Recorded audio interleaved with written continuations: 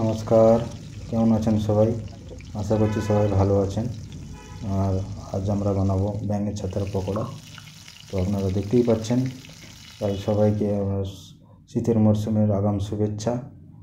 আমরা যে এখানে থাকি উত্তরবঙ্গে, তো এখন ভালোই ঠান্ডা পড়ে গিয়েছে। তো আপনারা কোথা থেকে ভিডিওটি দেখছেন অবশ্যই আপনারা জানাবেন কমেন্ট করে ওখানে কেমন কি ঠান্ডা পড়ে গিয়েছে। আমার বাজার থেকে মাশরুম কিনে নিয়ে এসেছি, সেটাকে ধুয়ে ভালো করে প্লেটে নিয়ে নিয়েছি এবং কিছু পরিমাণ মাশরুমকে আমরা ছোটো ছোটো করে কুচিয়ে নিয়েছি এবং সেটাকে ভালো করে ধুয়ে একটা ঢাকার মধ্যে রেখে দিয়েছি যাতে জলটা ঝরে যায়। এবং আমরা একটা বাটিতে বেসন একটা মিক্সচার করে নিয়েছি এবং ছোটো ছোটো করে কুচিয়ে রাখা যে মাশরুমের টুকরো সেটার সাথে আমরা বেসন, পরিমাণ মতো হলুদ, জিরে গুঁড়ো, ধনিয়া পাউডার, লবণ দিয়ে আমরা ওটা মাখিয়ে রাখবো কিছু সময়ের জন্য। মাখিয়ে নেবো ভালো করে, মিক্সারটি মাখিয়ে নেবো। তো উত্তরবঙ্গের তো ফেভারিট খাবার মোমো, তো ওটাও একবার ট্রাই করার ইচ্ছা আছে। তো আপনারা অবশ্যই এই ভিডিওটি কেমন লাগছে অবশ্যই আমাদেরকে জানাবেন আপনাদের মতামত কমেন্ট করে, এবং ভালো লাগলে অবশ্যই লাইক কমেন্ট করবেন, শেয়ার করবেন। তো চলুন আমরা আমাদের মতো করে, যাতে একটু কাঁচা লঙ্কা এবং ছোটো ছোটো করে পেঁয়াজ কুচিয়ে মিক্স করে নিচ্ছি আমাদের নিজের টেস্ট বাড়ানোর জন্য এর মধ্যে।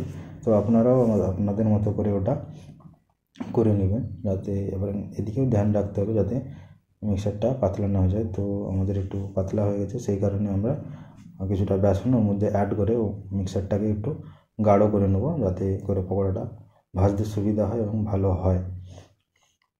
তো সেটাই আমরা করছি, একটু বেসন অ্যাড করে নেবো। বেসন অ্যাড করে নেওয়ার পরে আমরা ওটা মিক্স করে নিয়েছি। মিক্স করে নেওয়ার পর আমরা ওটা ভেজে নেবো ভালো মতো করে। তো সেই কারণে আমরা পাত্রে একটু কড়ার মধ্যে নিয়ে নেবো ফরচুন কাচ্চিঘানি সরষের তেল দিয়ে আমরা পকোড়াটা ভেজে নেবো। কারণ ফরচুনের যে কোয়ালিটি তেলের একটু স্বাস্থ্যের পক্ষে খুবই ভালো। তো সেই কারণে আমরা ওই ফরচুনের কাচ্চিঘানি যে সরষের তেল সেটা দিয়েই রান্না করি। এবং ওটা ভাজার পরে আমরা ছোটো ছোটো করে রাখা মাশরুম টুকরোটাকে ওটা দিয়ে ওটা ছোটো পকোড়া বানিয়ে নেব।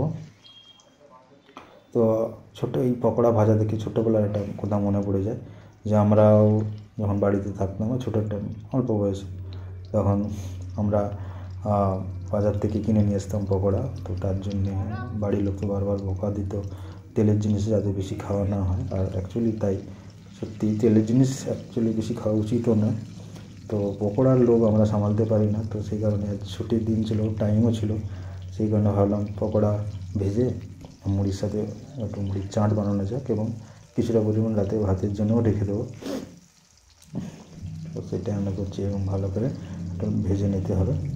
তো ভাজা হয়ে গেলে আমরা ওটা নামিয়ে নিলাম। তো আমি ভিডিওটা আজ এখানেই শেষ করছি। আপনাদের সামনে পকোড়া রেডি। তো ভিডিওটি ভালো লাগলে অবশ্যই লাইক, কমেন্ট এবং শেয়ার করে দেবেন।